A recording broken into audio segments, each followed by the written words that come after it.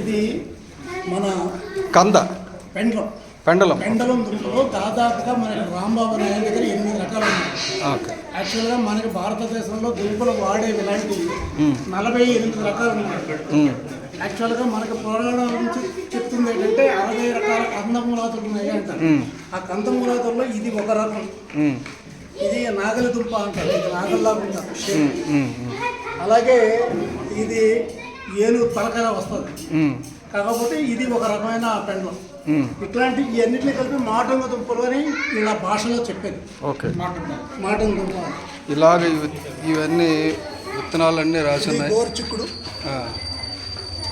ఆనపకాయ, ఓకే, తెల్ల జొన్న, ఇది నాటు జొన్న అండి. ఇది కాకర,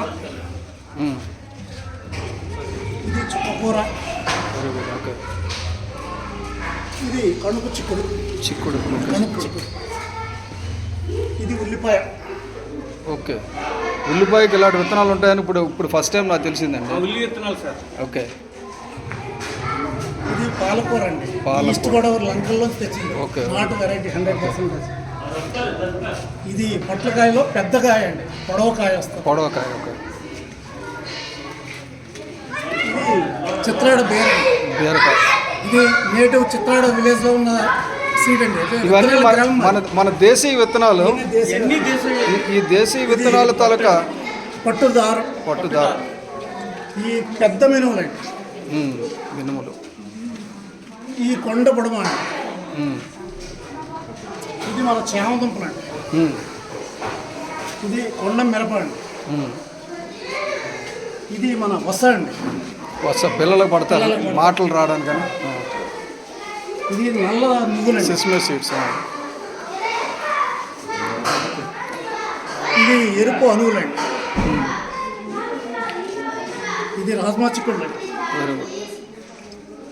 రాజ్మా ఇక్కడ కూడా దొరుకుతుందా మనకి? ఇది దొంగరాణి అని బొబ్బరిలో ఒక రకం. Okay,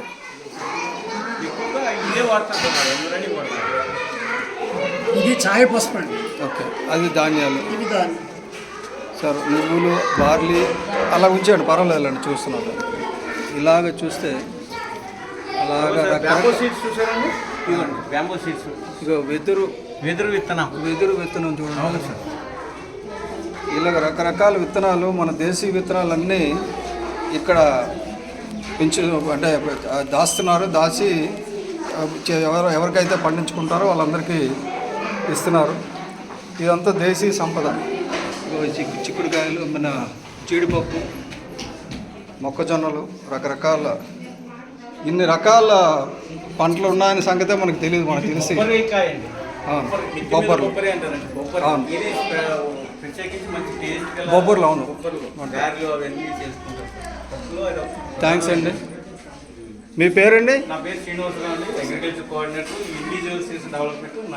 very good, thank you very much sir. మీ పూర్తి పేరు చెప్పండి ఒకసారి. ఏలూరు శ్రీనివాసరావు గారు. Thank you. అమ్మ శశిప్రభ గారు, థ్యాంక్ యూ వెరీ మచ్. ఇంకెవరు ఉన్నారు ఇక్కడ? మీ పేర్లు చెప్పండి అమ్మ ఒకసారి. పుష్ప,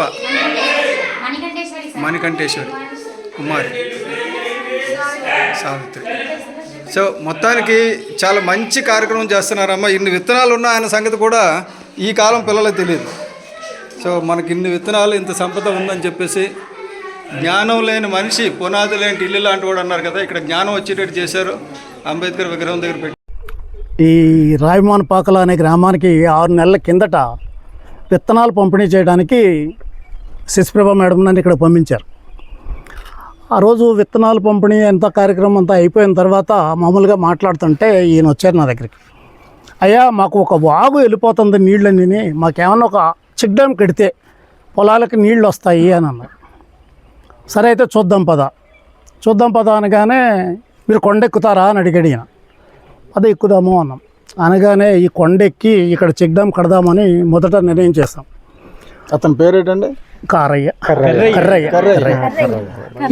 ఈ తర్వాత ఏమైంది అంటే ఇది కాదు పైన అన్నారు, ఇంకా పైన అన్నారు, తర్వాత ఎక్కడ అన్నారు. మొత్తానికి ఏదేమైనప్పటికీ ఒక 46 ఎకరాలకి నీరు అందించడానికి ఈరోజు ఇక్కడ ఈ చెక్ డ్యామ్ అయితే సిఫా ట్రస్ట్ ద్వారా మీ శ్రమదానంతో నిర్మాణం అయితే అయ్యింది.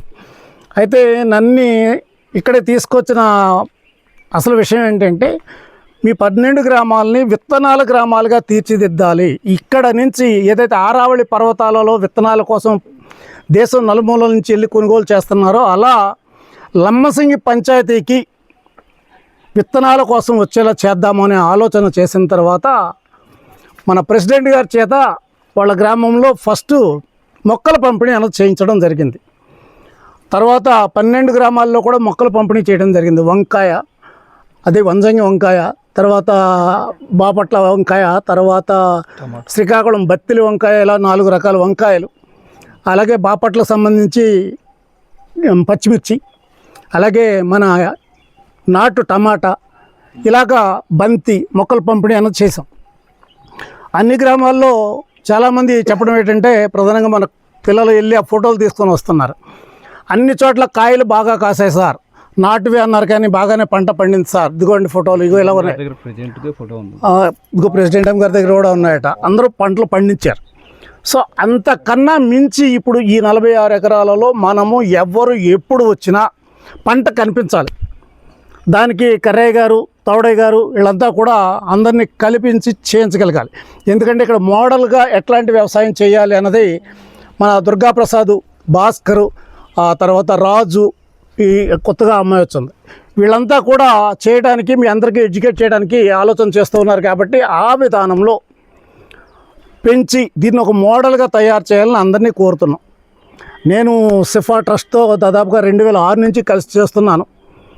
కానీ ఈరోజు ఈ కార్యక్రమం చూసిన తర్వాత చాలా ఆనందం అనిపిస్తుంది. గతంలో అనుకోనే గ్రామానికి మేము వెళ్ళాం. అది సోలార్ పవర్తో ఉండే గ్రామం. దాన్ని చూసి మోడల్గా చాలా సోలార్ గ్రామాలు వచ్చాయి. సో అలాగే ఈ చెక్ డ్యాము ఇది చూసి ఇక్కడ విత్తనాల గ్రామాలన్నీ కూడా బాగా అభివృద్ధి చెందడానికి ప్రెసిడెంట్ గారు, ఎంపీటీసీ గారు, ఇక్కడ గ్రామస్తులు, మిగతా ఏదైతే సిఫా టీం అంతా కూడా కష్టపడి పనిచేయాలని, మన ప్రాంతాన్ని ఒక సీడ్ పర్యాటక కేంద్రంగా తీర్చిదిద్దాలని మీ అందరినీ కోరుతున్నా. వచ్చేసరికి బేసిక్గా మన దేశానికి ఒక 1100 ఏళ్ల క్రితంకి వెళ్ళిపోతే మనం ప్రపంచానికి జ్ఞానబోధ చేసేవాళ్ళం.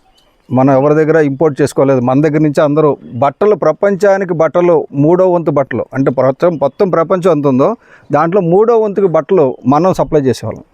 అంటే ఇండియాలో నేసిన చేనేత కార్మికులు నేసిన బట్టలు ప్రపంచం అంతా వేసుకున్నారు. అక్కడి నుంచి ఏం చేశారంటే ఈ ముస్లిమ్స్ దండయాత్ర అని ఒకటి, తర్వాత బ్రిటిష్ రూల్ అని ఒకటి వచ్చిన తర్వాత ఏం చేశారంటే మన తాలూకా వారసత్వ సంపద, ఇప్పుడు ఇండిజినస్ విజ్డమ్ అంటారు. ఇప్పుడు ఈ కర్రయ్య గారికి ఉన్న నాలెడ్జ్ ఏంటంటే ఇక్కడ చెక్ డ్యామ్ కడితే ఈ పరిస్థితి బాగుపడుతుంది అన్న నాలెడ్జ్ ఈయనకు ఉంది. మన ఇంజనీర్లకు, ఎగ్జిక్యూటివ్ ఇంజనీర్లకో రాకపోతే పెద్ద పెద్ద మంత్రులకో ఉండదు ఆ నాలెడ్జ్. కాబట్టి నాకు సంబంధించి ఈయన ఈరోజు ఈ ప్రాంతానికి ఒక దేవుడు లాంటాడు. నాలెడ్జ్ ఉంది, విజ్డమ్ ఉంది. అటువంటి విజ్డమ్ ఉన్న వాళ్ళని గుర్తించి ఇండిజినస్ విజ్డమ్ అంటారు. ఇదేంటంటే దీనికి డిగ్రీలు ఉండవు, యూనివర్సిటీ డిగ్రీలు ఉండవు. కానీ ఈయన వల్ల ఒక ఈ ఏరియా అంతా బాగుపడిపోతుంది. ఇంకొక 6 నెలల తర్వాత చూస్తే ఎవరయ్యా వేశారంటే దీని మీద అతని పేరు కూడా ఉండాలి, మా పేర్లు కావు. ఎందుకంటే అసలు ఆలోచన అతంది. ఇప్పుడు ఇవన్నీ చెప్పకపోతే, రత్నం గారు చెప్పకపోతే అసలు ఆలోచన ఎవరిదన్నది మాకు తెలియదు కదా. కర్రయ్య గారి ఆలోచన అని తెలియదు. ఆ ఆలోచనను తెలియాలి, ఆ ఆలోచన గుర్తింపు వస్తే అప్పుడు మిగతా వాళ్ళందరి దగ్గర ఇప్పుడు అందులో చాలా పెద్దవాళ్ళు ఉంటారు, వాళ్ళ బుర్రలో చాలా ఆలోచనలు ఉంటాయి. కానీ మనకు తెలియని జ్ఞానంతో మిడిమిడి జ్ఞానంతో ఇంగ్లీష్ జ్ఞానం ఏం చేస్తున్నామంటే వాళ్ళకేం తెలియదని మూలను కూర్చోబెట్టి మన ఇష్టం వచ్చినట్టు కిందన ఇంజనీర్ కడతాడు ఒక డ్యాము, కిందన కట్టి నీరు అట్లా పట్టణంగా పోతుంది. ఇప్పుడు ముందు కొండ బాగుపడిన తర్వాత మిగతా నీరు పట్టణానికి వెళ్ళిపోయినా ఎక్కడికి వెళ్ళిపోయినా అభ్యంతరం లేదు. ఇక్కడి నుంచి నీళ్ళు వెళ్తుంది, మన కొండ మీద నుంచి నీళ్ళు వెళ్తుంది, మన కొండ బాగుపడడం లేదు. కిందకి వెళ్ళిపోయిన తర్వాత అక్కడి నుంచి ఎక్కడికో గ్రామానికి పడి తర్వాత ఒక ఇండస్ట్రీ పెట్టి దానికి ఇచ్చేస్తారు నీళ్ళు మొత్తం.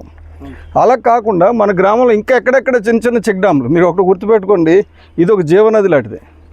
దీనికి అక్కడెక్కడ చెక్ డ్యామ్స్ కట్టడం వల్ల కింద ఉన్న వాళ్ళకి ఇబ్బంది ఉండదు, ఆ నదికి ఇబ్బంది ఉండదు. నెక్స్ట్ పెద్ద పెద్ద వర్షాలు వచ్చినప్పుడు ఎక్కువ వచ్చిన నీరుని మనం పట్టుకొని పెట్టడం వల్ల ఏంటంటే ఈ కొండలనే ప్రాంతాలన్నీ బాగుపడతాయి. మనం రాజేంద్ర సింగ్ గారు చేసిన పని ఇప్పుడు ఇక్కడ కర్రే సాయంతో మా ఎవరు రత్నం గారు ఆలోచన, సఫా తాలూకా ఉద్దేశంతో శ్రమదానం, ఈ గ్రామస్తుల శ్రమదానంతో చేశారు. 13,000 చెక్ డ్యాములు కేవలం శ్రమదానంతో కట్టారు మా రాజేంద్ర సింగ్ గారు. ఆయన ప్రభుత్వం డబ్బులు ఖర్చు పెట్టి కట్టలేదు. ఇదే ప్రభుత్వం ఖర్చు పెట్టాలనుకోండి, ఇది ఒక 5 లక్షల ఎస్టిమేషన్ వస్తుంది. ఇది ఇప్పుడు మీరు ఉత్తినే చేసుకున్నారు, ఇది ఒక 5 లక్షల ఎస్టిమేషన్ వస్తుంది, అది ప్రభుత్వం దగ్గర నుంచి డబ్బులు ఖర్చు అయిపోద్ది, డ్యామ్ కూడా కంప్లీట్ అవ్వదు. కాబట్టి ఇప్పుడు మీరు ఏంటంటే ఇది ఇండిజినస్ నాలెడ్జ్ అంటారు, ఇండిజినస్ విజ్డమ్. అలాగే ఇండిజినస్ సీడ్స్, మన దేశీయ విత్తనాలు కానీ దాచుకుంటే భవిష్యత్తులో మనకు ఇబ్బంది ఉండదు. వందనా శివ గారు అని చెప్పి మాన్సంటు విత్తనాల మీద యుద్ధం చేస్తుంది ఆవిడ దేశవ్యాప్తంగా, నవధాన్యాల మీద. అది ఏం అవుతుందంటే వాళ్ళు పెద్ద పెద్ద మొక్కజొన్న పొత్తులు చూస్తున్నారు కదా, ఇప్పుడు అందరూ బీచ్కి వెళ్తే పెద్ద మొక్కజొన్న పొత్తులు కనబడుతున్నాయి, వాటి తాలూకు విత్తనాలు రావు. తర్వాత మొక్కజొన్న పొత్తులు కావాలంటే మీరు సీడ్ కొనుక్కోవాలి. ఆ తర్వాత ఏంటంటే దానిలో జెనెటికల్లీ మోడిఫైడ్, దాన్ని తింటే రోగాలు వస్తాయి. అది కానీ చూడడం లేదు, అందంగా కనబడుతుంది కదా అని చెప్పి రోగాలు వచ్చినా కూడా పర్వాలేదని చెప్పేసి తింటున్నారు. అలా కాకుండా మన దేశీయ విత్తనాలు తింటే మనకు రోగాలు రావు మనం ఆసుపత్రికి వెళ్ళక్కర్లే. నెక్స్ట్ చాలామందికి ఏంటంటే వైద్యం చేసుకోవడానికి టౌన్కి వెళ్ళడానికి సదుపాయం లేదంటున్నారు. అసలు మన వైద్యం పాత రోజుల్లో ఒక 200 సంవత్సరాలు 300 సంవత్సరాల క్రితం అయితే టౌన్లో ఉన్న వాళ్ళకి వైద్యం పల్లెటూరు వచ్చి చేసుకునేవారు. నేను చాలాసార్లు చెప్తుంటాను, రామాయణం ఉన్న వాళ్ళు అందరూ తెలుసు కదా, లక్ష్మణుడికి విషం దెబ్బ తగిలి పడిపోతే ఆయన బతికించడానికి పర్వతాన్ని తీసుకురమ్మంటాడు. అంటే మందులు పర్వతాల్లో ఉన్నాయి, ఇవన్నీ సంజీవుని పర్వతాలే. ఈ కొండల్లోంచి వచ్చిన మందులతోటే లక్ష్మణుడు బాగుపడ్డాడు ఆ రోజు. మనం అది వదిలేసి కిందనున్న డబ్బా మందులకు వెళ్తున్నాం. ఇక్కడ ఉన్న ఔషధం మీ చుట్టూ ఉన్న ప్రతిదీ ఏదో ఒక మొక్క ఒక ఔషధమే. అది కనుక్కొని ఇప్పుడు ఆయుష్ వాళ్ళు చేస్తున్నారు. ఇప్పుడు వాళ్ళు తీసుకొచ్చి కొండలో ఉన్న విత్తన కనబడుతున్న పిచ్చి మొక్కలు ఏ ఔషధ మొక్కలు ఉన్నాయో చూసుకొని వాటిని పెంచడం, వాటిని అమ్మడం ద్వారా కూడా డబ్బులు వస్తాయి. ఇక మీదట మనం అటువంటి సంపద మీద దృష్టి పెడదామమ్మా. తప్పనిసరిగా ఇటువంటి అభివృద్ధి ఎక్కడ చేసినా ఎప్పుడు చేసినా నేను మీరు పిలవకపోయినా వచ్చేస్తాను. రైట్, థ్యాంక్ యూ, నమస్తే. ఇప్పుడు ఆల్రెడీ మనం క్యాన్సర్ నిర్మూలించే లక్షణఫలం మొక్కలు తెచ్చాం. అలాగే ఇక్కడ మన గ్రామాల్లో అన్ని విధాలంగా ఇలాగా ఇంకా రాబోయే కార్యక్రమం కూడా బాగుండాలి. అంతా కూడా చక్కగా చేయడానికి నా వంతు సాయం చేస్తాను. ప్రతి ఒక్కరికి నమస్కారం. ఈరోజు చాలా శుభదినం. ఎందుకంటే ఇక్కడ 5 సంవత్సరాల నుంచి మేము పనిచేస్తున్నప్పటికీ కూడా ఈ యొక్క ఆలోచన మాకు రాలేదు. ముఖ్యంగా ఎందుకంటే ఏదో గ్రామాల్లో వాళ్ళకి విత్తనాలు కావాలి, లేదా నీటి వస్తుందా, డ్రింకింగ్ వాటర్ ఉందా అన్న తలంపులోనే మేము వెళ్ళాము. అయితే రావిమానపాకల్లో ఉన్నటువంటి కుటుంబీకులు అందరూ కూడా ఆదివాసీలు అవ్వటం మా యొక్క అదృష్టం ముందు. ఎందుకంటే నేను ఆదివాసీలతో ఒరిస్సాలో కూడా నేను గత 32 సంవత్సరాలు పనిచేశాను. నేను అక్కడి నుంచి మళ్ళీ ఇక్కడికి వచ్చి మళ్ళీ ఈ పీవీటీజీస్తోని పనిచేయటం అనేది కానీ, లేదా ఇక్కడ ఉన్నటువంటి ఆదివాసీ ప్రజలతో పనిచేయటం అనేది కానీ మాకు చాలా సంతోషం. ఎందుకంటే మా సంస్థ ఈ యొక్క ఆదివాసీల పునరుద్ధరణ కొరకై ముందుకు వస్తుంది. అసలు వారికి ఏమైతే రిసోర్సెస్ ఉన్నాయో ఆ గ్రామంలో ఆ సంపత్తిని ఏ విధంగా వారు పెంపొందించుకుంటారు, అభివృద్ధి చేసుకుంటారు. వారి యొక్క జీవనోపాధి యాక్చువల్గా వాళ్ళందరూ కూడా అడవి మీదే ఉంటారు. ఆ అడవి అనేది పోకూడదు, ఆ అడవిని సంరక్షించుకోవాలి. భూమి ద్వారా వాళ్ళు ఎటువంటి విత్తనాలు వాడాలో వాళ్ళకున్నటువంటి విత్తనం వాడమనే వాడికి చెప్తున్నాం. ఎందుకంటే భూమి, నీరు, అడవి ఈ 3 కూడా వారికి సంపద. ఆ సంపదని వారు ఎప్పుడైతే వాళ్ళు ప్రొటెక్ట్ చేసుకుంటారో, రక్షించుకుంటారో, వారి పిల్లలు కూడా రేపు భవిష్యత్తులో వాళ్ళు చాలా పైకి ఎదుగుతారు. ఇప్పుడు ఆదివాసీ పిల్లలు ఇక్కడి నుంచి ఉన్న పిల్లలు చాలామంది కాలేజీల్లోకి వెళ్ళారు. అది మా అదృష్టం. ఎందుకంటే వారు మాతో సహకరించి చేస్తున్నారు ప్రతి ఒక్కటి. రావిమానపాకల ప్రజలందరూ కూడా మాతో చేతులు కలిపారు. ఇప్పుడు కాదు, ముందు నుంచి కూడా వారు చేతులు కలిపారు. కమ్యూనిటీ లేనిదే మేమేం చెయ్యలేం. ఏదో మేము వచ్చి మీకు చెప్పడమే కానీ వారితో కలిసి చేయటం అనేది ఈరోజు మా అదృష్టం. ముందు అది మేము చెప్పుకోవాలా. కమ్యూనిటీకి ముందుగా నేను మీ అందరికీ నేను నమస్కారాలు చెప్తున్నాను. చాలా సంతోషం. ఎందుకంటే ఎప్పుడు రమ్మంటే రాళ్ళు తీసుకొని కొట్టమంటే కొట్టేవారు, గోయి తీయమంటే తీసేవారు. మమ్మల్ని తీసుకెళ్ళండి ఆ పైకి అని అంటే కొండ పైకి వరకు తీసుకెళ్ళారు. అంటే మీకున్న సమయం చాలా తక్కువ. మీరు ఆ పని చేస్తేనే కానీ మీకు ఆ జీవనం జరగదు, మాకు తెలుసు. అయినప్పటికీ ఆ సమయం కేటాయించి నేను కానీ మన రత్నం గారు కానీ వచ్చినప్పుడు వెంటనే వారితో కలిసి మీరు వెళ్ళటం, మా అందరికీ చూపించటం, మీకున్న సమస్యలు మనం మాట్లాడటము, ఇక్కడ నీటిని ఏ విధంగా ముందు మనం అభివృద్ధి చేద్దాం, తర్వాత విత్తనాలను ఏ విధంగా మనము ప్రొటెక్ట్ చేద్దాం, అంటే రక్షించుకుందాం. మన విత్తనాలు మనం రక్షించుకోవాలా. ఎక్కడి నుంచో బయట నుంచి వచ్చినటువంటి ఇతర విత్తనాలు, హైబ్రిడ్ సీడ్లు ఇవన్నీ వేసుకోకూడదు. ఎందుకంటే అది వేస్తే వేరే ఎరువులు వేసుకోవాలి. ఆ వేరే ఎరువులు వేసుకోవాలి అని అంటే మళ్ళీ దానికి మనం ఇంకా కొంత పురుగుల మందులు తేవాలి. ఇవన్నీ కంపెనీ మూలానే వాళ్ళు లాభాలు పొందుతున్నారు. కానీ మీలాంటి వాళ్ళందరూ బ్రతకాలంటే మీ విత్తనాలు మీరు దాచుకోవాలా. మీకున్నటువంటి ఇప్పుడు ఏవైతే ఉన్నాయో మన ఆవులు కానీ పశువులు కానీ వాటిని మీరు జాగ్రత్త పరుచుకుంటే, వాటి ద్వారా మీరు ఎరువులు తయారు చేసుకుంటే రేపు భవిష్యత్తు మీది కాదు మీ పిల్లలది కూడా ఇక్కడ చాలా ముందుకి బాగా నడుస్తుంది. ఇప్పుడు ఈ యొక్క 14 కుటుంబాలకు వెళ్తున్న 45 ఎకరాలే కాదు, ఈ మొత్తం గ్రామానికి వెళ్ళేలాగిన పైన భూమి కూడా ప్లాన్ చేస్తున్నాము. మీరు చేతులు సత్యనారాయణ సార్ గారికి, మేడం గారికి నా నమస్కారం. శశిప్రభ మేడం గారికి నా నమస్కారాలు. ఈ మేడము మాకు వచ్చిన నుండి ప్రతి విషయంలో మాకు ఇన్వాల్వ్ చేస్తుంటారు. మేడం విత్తనాలు కానీ నారు కానీ అవన్నీ ఇచ్చి మీరు ఇలా పండించుకోండి, మనం బయట ఫుడ్ కన్నా మనం సొంతగా పండించుకొని తినడం మంచిది అనేసి మాకు అన్ని విషయాల్లో మేడం గారు మంచి కోఆపరేట్ చేసింది. ఈ సీపా సంస్థ నుండి మాకు అంటే అక్కడ చేసే ప్రతి ఒక్కరూ మాకు మంచి కోఆపరేట్ చేస్తారు. వాళ్ళు చేసే డ్యూటీ విధానం కూడా మాకు నచ్చుతుంది. ప్రతి విషయంలో మాకు హెల్ప్ చేస్తారు. ఏ విషయంలో మా మేడం గారు రమ్మన్నా మేము అందుబాటులోనే ఉంటాము. మేడం గారికి మరోసారి ధన్యవాదాలు తెలుపుకుంటున్నాము. ఎందుకంటే అంటే ప్రజలతోటి ఎలా ఉండాలి, ప్రజలతో ఎలా మాట్లాడాలి, ఎలా మోటివేషన్ చేయాలి, మేడం గారు మీరు కూడా మోటివేషన్ చేయండి అని మాకు మేడం గారు చెప్తూనే ఉండేవాళ్ళు. సార్ మరోసారి ఏంటంటే సార్ మీరు వచ్చినందుకు మాకు ధన్యవాదాలు సార్. తల్లి, ఇప్పుడు సర్పంచ్ అంటే నీకు అధికారాలు ఇప్పుడు పవన్ కళ్యాణ్ గారు వచ్చిన తర్వాత మీ డబ్బులు మీకు వస్తున్నాయి కదా పంచాయతీలకి. ఇప్పుడు నీకున్న 12 గ్రామాలని కూడా అభివృద్ధి చేసి బాధ్యత నీది సర్పంచ్గా. అంతే, ఇప్పుడు నీకు సాయం చేస్తారు అందరూ. కానీ ఇప్పుడు మాత్రం నువ్వు రోడ్డు ఎక్కి నీ గ్రామం బాగు చేయడానికి నువ్వు ముందుచ్చి నిలబడాలా.